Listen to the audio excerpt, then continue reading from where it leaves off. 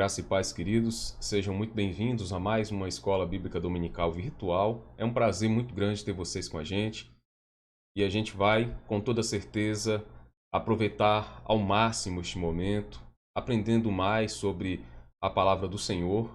E esse é um ensino que a gente não tem como calcular no seu proveito, não é? Tanto físico quanto espiritual, porque é algo que a gente, na medida em que vive, a gente vai usando, vai utilizando, aplicando e vendo como é benéfico. Num primeiro momento, a gente tem o conceito, a gente entende a passagem, a gente entende qual é a lição bíblica e às vezes a gente não consegue conectar logo com algo do nosso cotidiano, pensar em uma lição muito prática para a nossa realidade.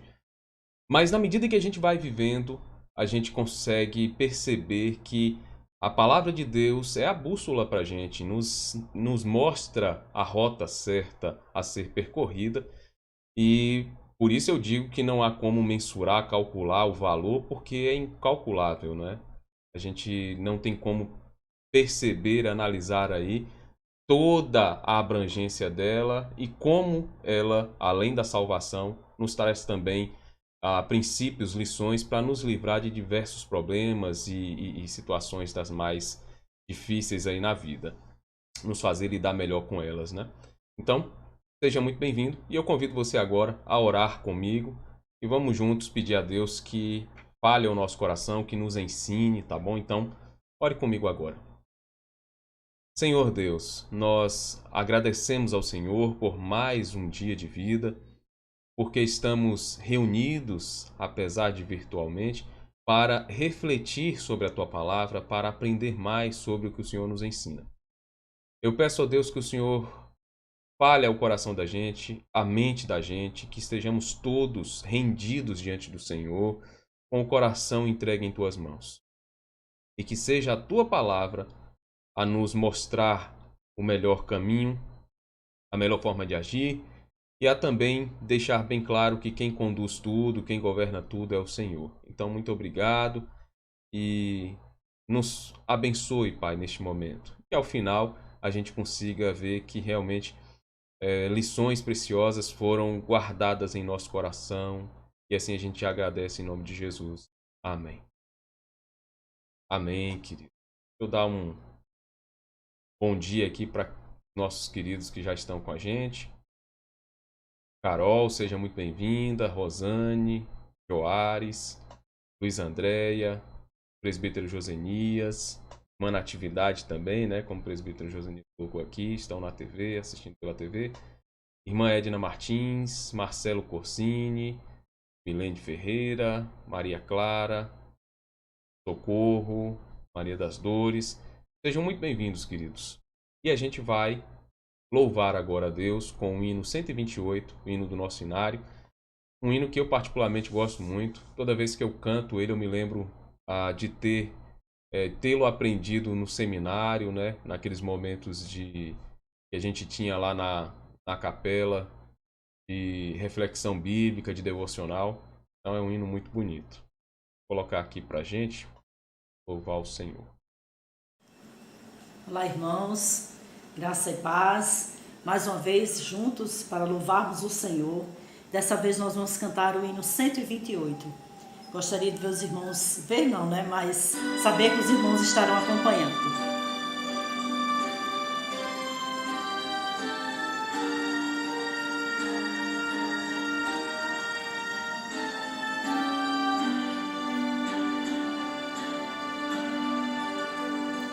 Preciosas são as horas na presença de Jesus, comunhão deliciosa da minha alma com a luz, os cuidados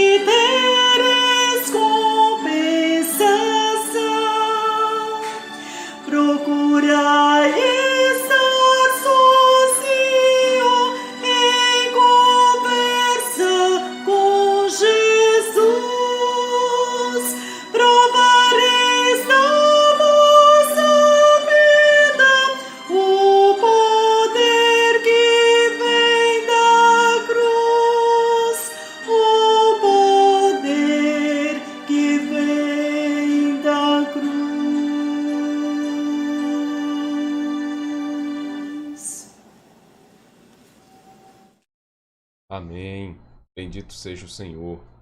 Queridos, nesta manhã nós vamos iniciar o nosso estudo no livro do profeta Jonas e vamos ver hoje a introdução ao livro. Um livro conhecido da gente, é um livro que a gente tem muito em mente por causa dos eventos ali miraculosos, principalmente em relação à forma, né, como Jonas foi pego no mar por um peixe e tudo mais. Então, hoje a gente vai ver aqui a introdução e eu chamo a sua atenção para os detalhes dela, porque na medida em que a gente for estudando esse livro, a gente vai sempre fazer uma conexão com esses aspectos introdutórios para facilitar a guardar aí toda essa mensagem, tá bom? Então vou colocar aqui o nosso PowerPoint.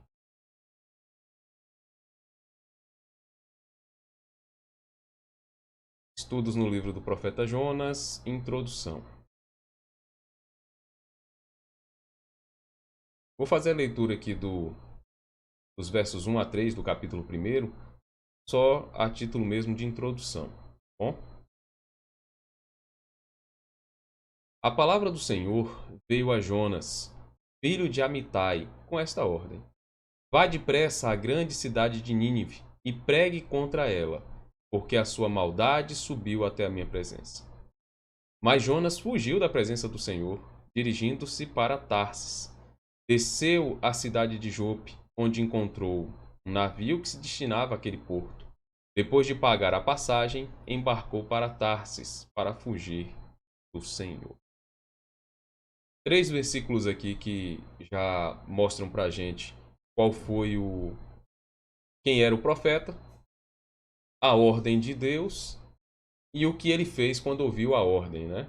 Então, serve bastante aí para nossa introdução, para ajudar na nossa introdução. Nem sempre estamos dispostos a perdoar alguém ou a nos alegrarmos pela conversão de pessoas que nos prejudicaram. É da natureza humana pensar primeiro no juízo, desconsiderando assim a misericórdia. É bem natural isso, né, irmãos? Faz parte da nossa conduta humana. Preferir que as pessoas que nos fizeram mal sofram o máximo possível.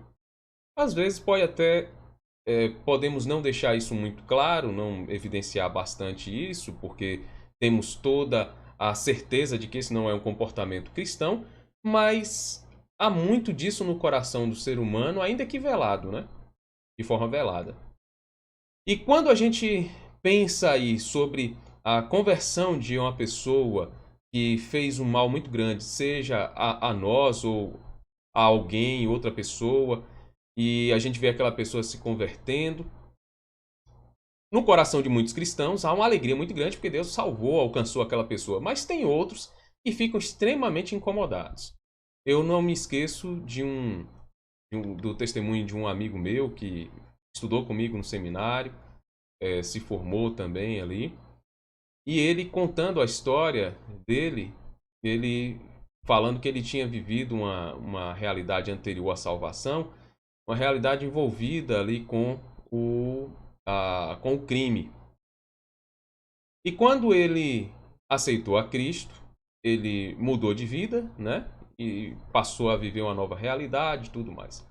E ele foi contar o testemunho dele numa igreja em Belo Horizonte. E quando ele terminou de contar o testemunho dele, um irmão da igreja, comentando com ele, disse: Olha, aqui na igreja a gente tem um irmão, um membro da igreja que é juiz aqui em Belo Horizonte, e ele disse que você merecia estar preso, né, pelo que você fez. E aí ele disse: como é que eu vou... a justiça me inocentou, Cristo me salvou, fiz o que fiz quando eu ainda não era salvo, e ainda há quem pense que eu deveria estar preso, né? Então, esse é um exemplo do que alguns cristãos veem quando há conversão de alguém que praticou alguma coisa ruim, fez alguma maldade. E aqui a gente vai ver que isso também está envolvido nesse livro de Jonas, né? Até porque a nação para onde ele vai pregar onde ele vai anunciar o juízo, mas também o perdão de Deus se houvesse arrependimento, era uma nação que tinha, sim, imposto diversos sofrimentos a Israel e a outras nações, né? Então vamos lá.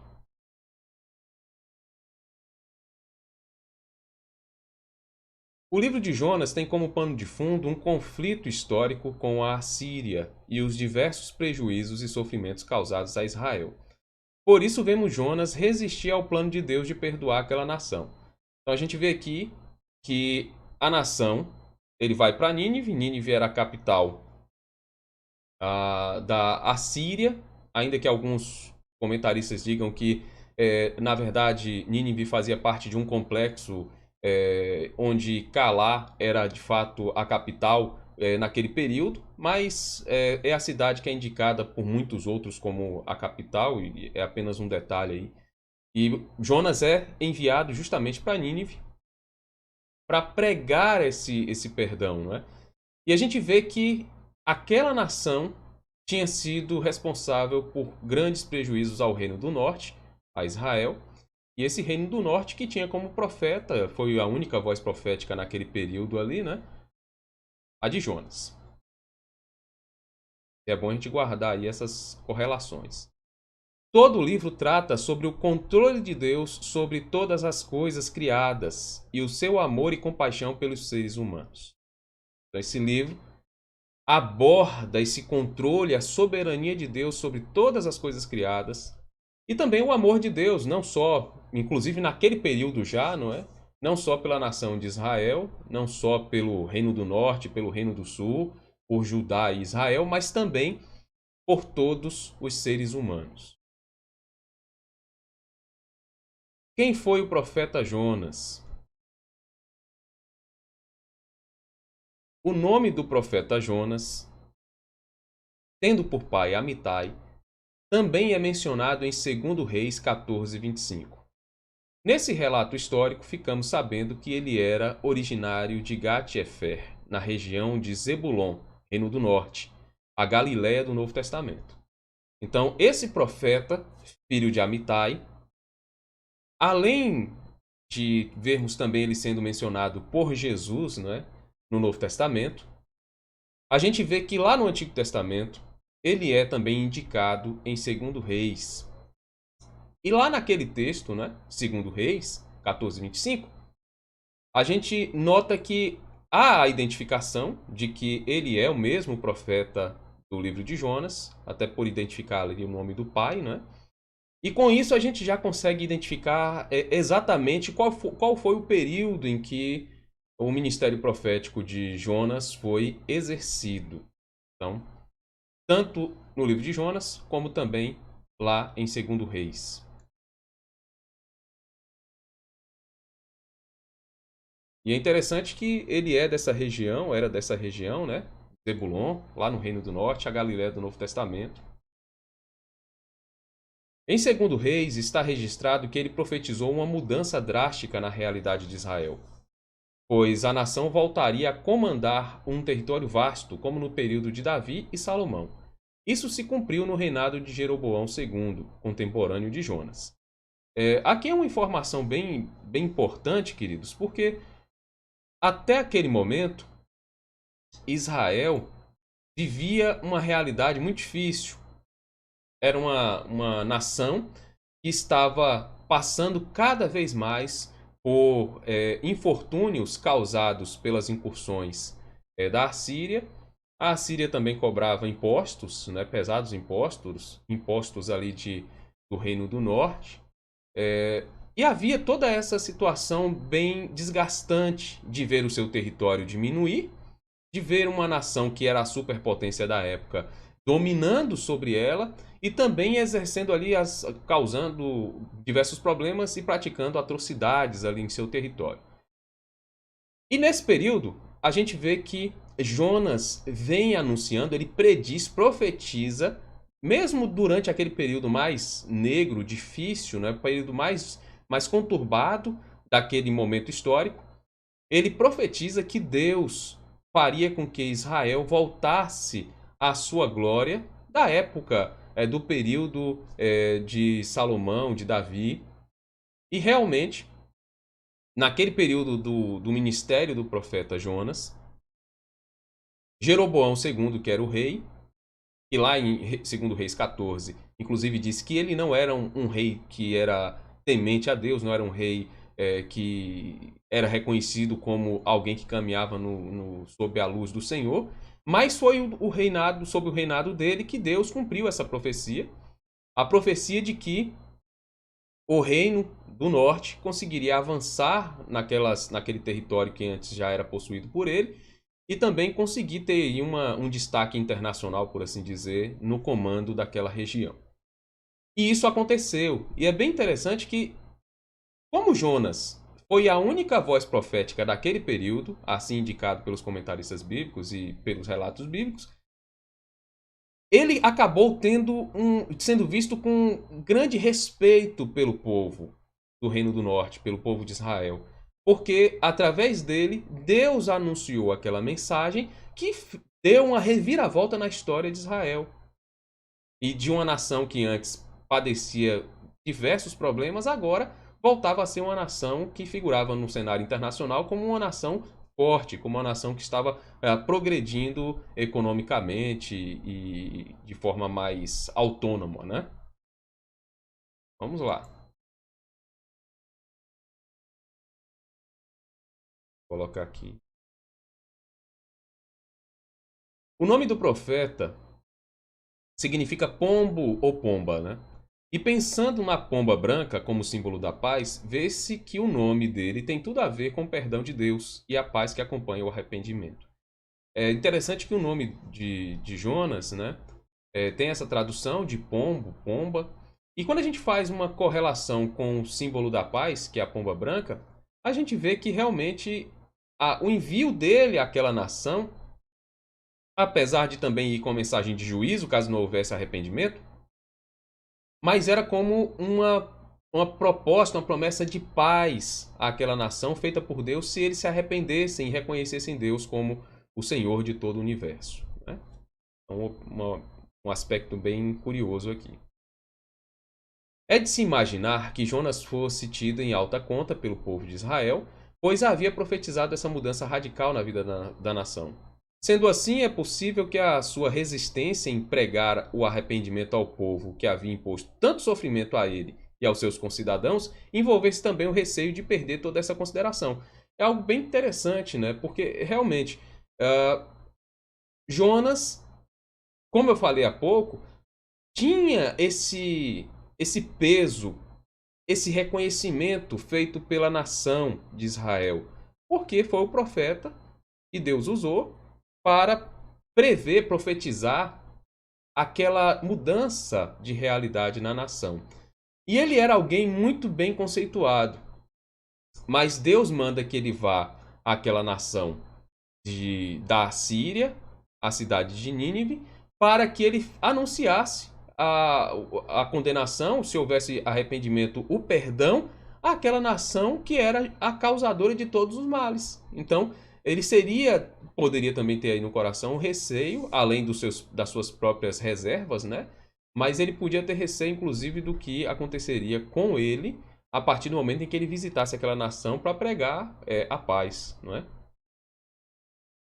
Ele começa o seu ministério logo após Eliseu morrer e segue até o início do ministério de Amós e Oséias, sendo a única voz profética do período. Então, aqui uma outra informação bem importante.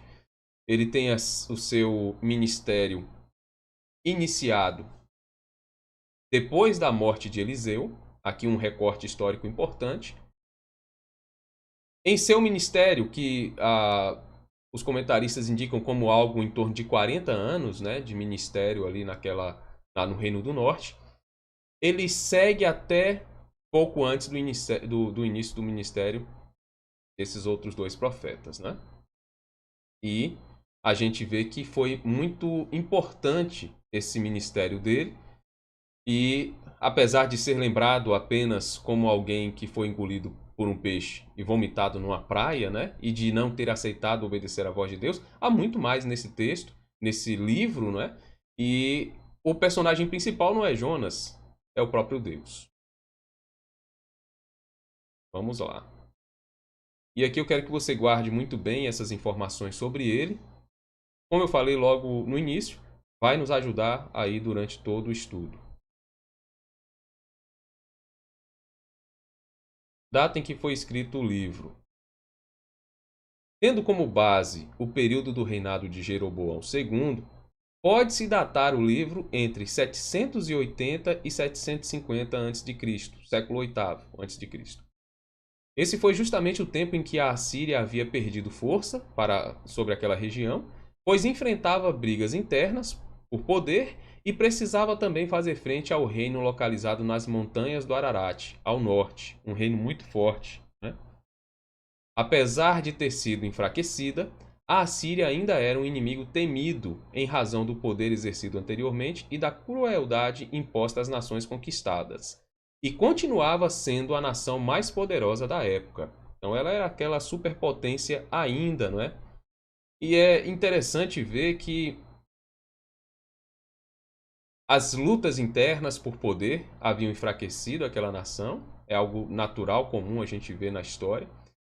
E também a sua luta por não querer se perder espaço ou se submeter àquela nação das montanhas ali do Ararat, que a gente vai ver avançava tanto na região que já estava ali cerca de 160 quilômetros da capital de Nínive, né? Então, quando a gente olha para isso, a gente vê que o período é esse período de Jeroboão II, 780 a 750 antes de Cristo, século VIII.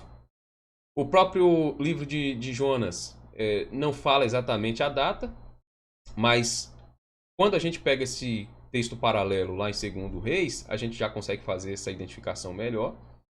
E é bem interessante perceber que na história houve muitos questionamentos sobre o livro de Jonas ser um livro histórico, contando uma história real, ou uma fábula, um mito, né? E é claro que a gente acredita e tem a certeza de que é um livro que conta um fato histórico, retrata um personagem histórico, acontecimentos reais.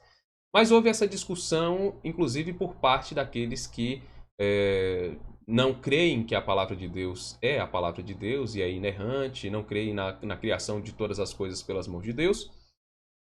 E houve essas ofensivas. Mas há também cristãos, né, que olham para esse livro e acabam tendo dificuldade em aceitar, por exemplo, que Jonas tivesse sido de fato engolido por um grande peixe e que vivo foi levado até a beira da praia, né? Mas contra esses pontos de vista, um fato muito importante a ser considerado é justamente essa identificação histórica que a gente tem em 2 Reis 14, em que Jonas é indicado como alguém que realmente existiu, e também a citação que é feita no Novo Testamento por Jesus sobre Jonas. E ele faz a citação sobre Jonas, faz a citação também sobre os ninivitas. E ali Jesus usa esses elementos, essa menção de forma mesmo real, literal, abraçando também o seu contexto, o seu conceito histórico, a sua realidade histórica. Então, por essas razões, a gente tem aí como identificar a data em que foi escrito, que Jonas foi realmente um personagem histórico que existiu e que os fatos descritos no livro dele são fatos reais, aconteceram como estão ali.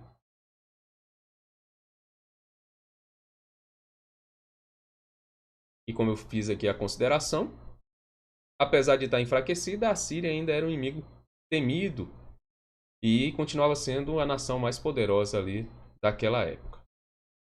Contexto histórico. Desde os dias finais de Salmaneser III, a nação estava engajada num conflito crescente com Urartu, ao norte, a nação que ficava ali naquelas montanhas do Ararat, né? Onde a fronteira estava sendo avançada em direção ao sul, a ponto de ficar a menos de 160 quilômetros de Nínive. Então, veja,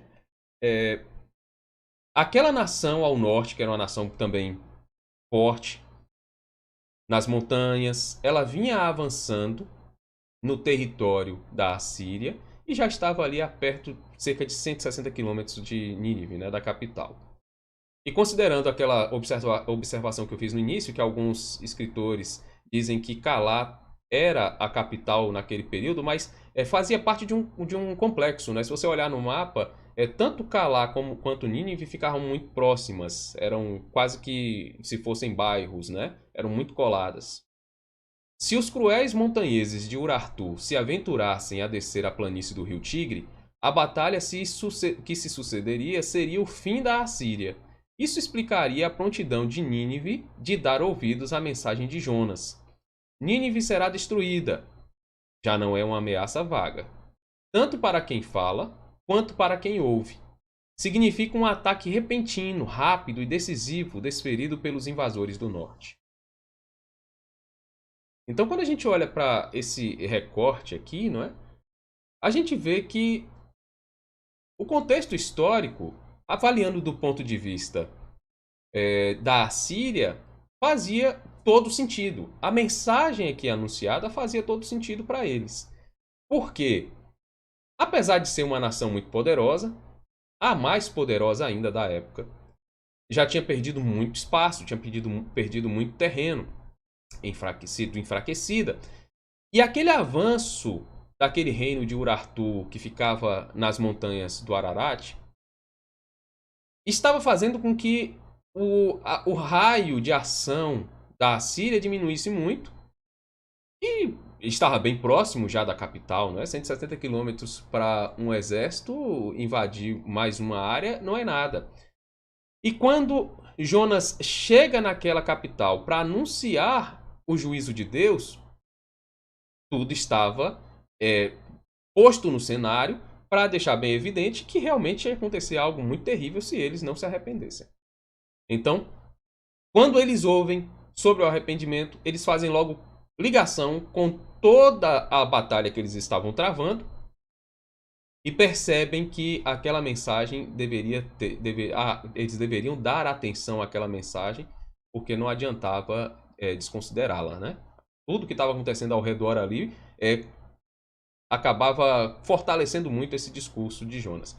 E também a gente vê que, além desse discurso de Jonas, e que foi entendido dessa forma pelos assírios, havia também, do outro lado, o contexto histórico em relação ao povo de Israel, que estava vivendo uma realidade mais amena, próspera, amena em relação aos problemas e próspera, né?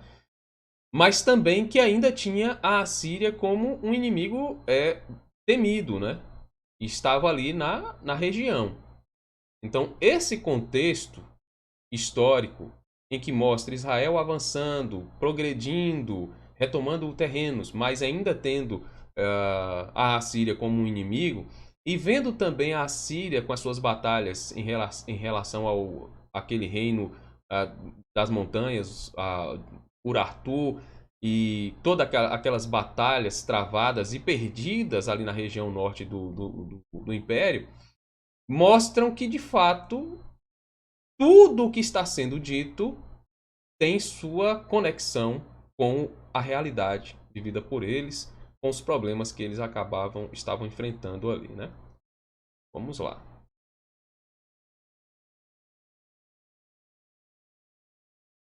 O contexto histórico do livro mostra tanto a profecia sobre a prosperidade internacional de Israel, Reino do Norte, como também o perdão e a misericórdia de Deus em relação à Síria.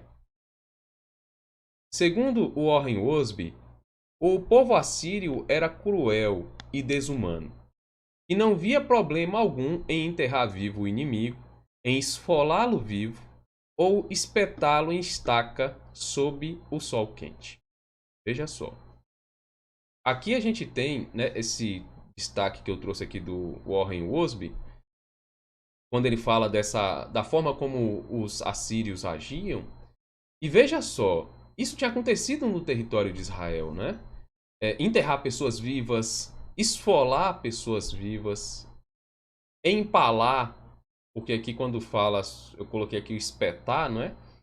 a gente precisa compreender que o que era feito na época era empalar pessoas, né? Eram colocadas em postes ali, empaladas por aquela madeira e padeciam ali agonizando. Então era terrível. Há relatos, inclusive, que a Assíria, quando invadia os territórios, o território de Israel e de outras nações, acabavam também matando as pessoas, mulheres grávidas, eles acabavam abrindo ali a barriga, colocando a criança para fora. Eram terríveis, eram atrocidades mesmo. E eu estou até trazendo isso aqui para você entender por que que naquele período, por que que Jonas teve resistência, não é? Quanto ao que aquela nação estava fazendo e resistência ao que Deus tinha mandado ele fazer, que era levar aquela mensagem de paz. Porque depois de ver tantas maldades e tantas atrocidades, qual é como é que a gente normalmente age? A gente age querendo que quem causou tudo isso pague, né? E olhando para o nosso cotidiano, para o nosso dia a dia, boa parte da dificuldade do ser humano, da nossa, de perdoar as pessoas, é que a gente sempre olha com esse olhar do juízo. Só que o texto vai trazer para a gente, o livro vai mostrar isso para a gente, que a gente deve olhar muito mais com o olhar também da misericórdia de Deus, porque onde há arrependimento, há perdão e há misericórdia de Deus, apesar dos pesares. Né? Vamos lá. E por fim aqui, a mensagem do profeta. A mensagem do profeta é composta pelo anúncio de condenação e destruição ao povo da Assíria. Contudo, se houvesse arrependimento, Deus os perdoaria, exercendo assim a sua misericórdia e graça. Veja só, essa mensagem é um livro, o livro de Jonas é um livro que não fala sobre Israel propriamente dito, né? Não fala sobre o reino do norte e o reino do sul, dizendo que as promessas são para eles. Fala basicamente sobre uma nação estrangeira. E o único momento em que há identificação para explicar de onde Jonas era, quando ele é perguntado, ele diz que era hebreu, né? Não indica nem que era do Reino do Norte, nem nada. Então, essa mensagem é uma mensagem para uma nação estrangeira, logo naquele momento inicial, falando sobre a condenação de Deus e a destruição iminente àquela nação, se ela não se arrependesse, mas se houvesse arrependimento, falando sobre o perdão e a misericórdia de Deus sobre ela. No livro veremos que por mais complicado ou cruel que seja o ser humano, Deus pode perdoá-lo e transformá-lo, caso haja o arrependimento real. Qualquer ser humano pode ser alcançado pela graça e misericórdia de Deus. Então a gente vai ver isso no livro.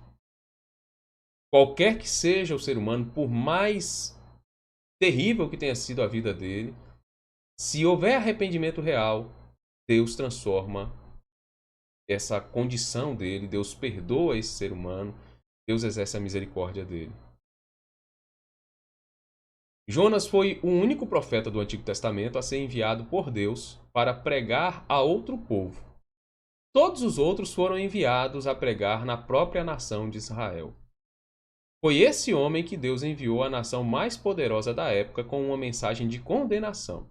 A mensagem trazia em si a possibilidade de arrependimento da parte dos assírios, o que acarretaria o perdão da parte do Senhor dos Exércitos.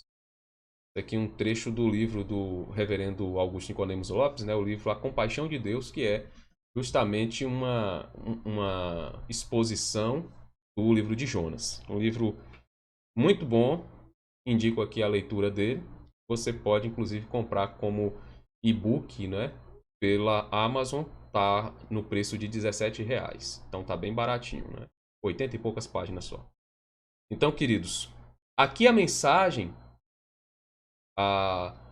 do profeta falando sobre a condenação àquele povo estrangeiro, mas também do perdão de Deus se houvesse arrependimento, e deixando bem claro para a gente que apesar das maldades cometidas por quem quer que seja, do comportamento reprovável que tenha qualquer que seja o ser humano, ele, se ele se arrepender, se ele buscar a face de Deus, ele sim será perdoado e será salvo pelo Senhor.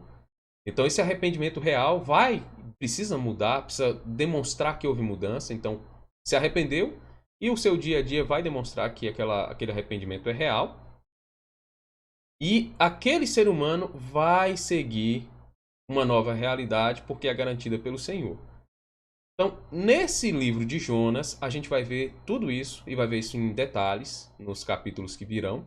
E eu convido você a participar com a gente, a não perder nenhuma aula e a se aprofundar no conhecimento desse livro e dessa mensagem, porque com toda certeza nós aprenderemos muito sobre a misericórdia de Deus, sobre a graça de Deus, sobre a ação de Deus para transformar a realidade humana. E também vamos ver a resistência natural que o ser humano tem a obedecer a Deus quando percebe que, ao invés de exercer juízo, Deus vai exercer a misericórdia, porque isso também faz parte do nosso cotidiano e faz parte também do nosso comportamento. Exigir muito mais o juízo do que a misericórdia. Então, vamos caminhar nesse estudo e nos próximos domingos a gente vai se aprofundar nesse livro que com certeza vai falar muito ao seu coração, assim como falou ao meu e tem falado ao coração de tantas pessoas. Amém, queridos? Então, vamos nesse momento orar, agradecendo a Deus por mais uma escola dominical, por mais um momento de estudo na palavra do Senhor. E eu peço que você feche aí os seus olhos e ore comigo, tá bom? Senhor Deus, obrigado, Pai, por mais este momento, por mais esta escola dominical virtual. A gente que tem avançado nesse currículo de estudo nos profetas menores. Que o Senhor continue nos guiando, falando ao nosso coração, nos ensinando para a honra e glória do Senhor. E que o que nós vimos hoje nessa introdução, que seja guardado também na mente da gente, no coração, e que a gente consiga perceber a partir dessa introdução toda a lição, tudo que o Senhor tem para nos comunicar nesse livro, e que a gente olhe para o nosso cotidiano, olhe ao nosso redor e consiga ver que realmente é uma mensagem bem prática. E que ao invés de cultivar o ódio, cultivar o rancor, que a gente perceba que de fato o ser humano pode ser o pior ser humano na face da terra, mas se ele se arrepender, ele tem o perdão do Senhor, se ele se arrepender, ele tem a salvação, se ele aceitar Jesus como Salvador, ele tem a salvação. Então, Pai, nos abençoe, nos guie durante todo este domingo também, em nome de Jesus. Peço que o Senhor abençoe também a vida do Vitor, filho de Paulo, que completou mais um ano de vida ontem. Que o Senhor abençoe a vida do Vitor, com muitos anos de vida e saúde, e que o Senhor ilumine a mente e o coração dele para que ele viva sob a luz da Tua palavra, guiado pelo Teu Santo Espírito. E que o Senhor dê a ele muitos anos de vida e saúde, Pai. Peço também que o Senhor abençoe os nossos queridos irmãos que estão enfermos, que estão lutando contra algum problema de saúde. Que o Senhor os visite, a vida do pastor Enoque, do presbítero Josenias, da minha sogra Gidalva, da minha mãe, Maria das Dores, da Zelma, da Cláudia Córdula, do Aurelino Júnior, da Ione, a vida também, ó Deus, da Raimunda, a vida também, ó Deus, da Marlene. Que o Senhor visite cada um desses irmãos, abençoe a vida de Débora também e fortaleça-os para a honra e glória do Teu santo nome, a vida da irmã Natividade também. Eu peço, ó Deus, que o Senhor abençoe a nossa nação também, o mundo inteiro, nesse momento tão difícil que ainda vivemos. Já estamos aí caminhando para mais de um ano de pandemia, se a gente pensar no primeiro caso indicado ali na China. No nosso país, o lockdown, a parada, a suspensão de atividades iniciou lá em março de 2020. E a gente tem lutado com toda essa situação. Pai, que essa vacinação de fato ocorra em grande escala, que essa doença seja controlada, não simplesmente pela intervenção humana, pelas vacinas, que são vacinas feitas porque o Senhor deu sabedoria para os seres humanos, para os cientistas. O Senhor deu sabedoria ao ser humano e nós somos o que somos por causa do Senhor. Mas que seja controlada acima de tudo pela intervenção poderosa do Senhor, agindo, mudando todo esse contexto, inclusive falando ao coração de cada um, para que cada um tenha também o cuidado que é necessário na responsabilidade humana que nós temos. Ó Deus, abençoe-nos logo mais também no culto que teremos às 19 horas na igreja. E que todos nós estejamos juntos, seja presencialmente ou pelo canal da igreja, para louvar e bendizer o teu santo nome, em nome de Jesus. Amém. Que a graça e a paz do Senhor Jesus Cristo e o amor de Deus, o nosso eterno Pai, e as doces e eternas consolações do Espírito Santo de Deus, seja sobre cada um de nós e sobre todo o povo de Deus espalhado pela face da terra, hoje e para todo sempre. Amém. Amém, querido. Louvado seja Deus. A gente já está no fim, não é, do nosso momento de escola bíblica dominical virtual. Nessa que é a nossa abertura e a nossa introdução nesse livro. Logo mais à noite, às 19 horas, nós teremos o culto. Se você pode participar presencialmente, esteja com a gente, tá bom? Participe. Se você não pode, porque está num grupo de risco ou mesmo está apresentando algum sintoma da Covid-19, assista de casa pelo canal da igreja. Mas se pode ir para a igreja, vá, participe com a gente, esteja junto com a gente no templo, tá bom? Eu vou deixar aqui a imagem já da chamada para o nosso culto à noite. E vamos estudar hoje, a pregação será no capítulo 13 de Josué. A gente está aí nessa série de exposições bíblicas em Josué. Hoje será o capítulo 13, tá bom? Então, vou colocar aqui na tela. Que Deus abençoe cada um de vocês. Tenham um excelente dia e até a noite no culto. Em nome de Jesus. Tchau, tchau.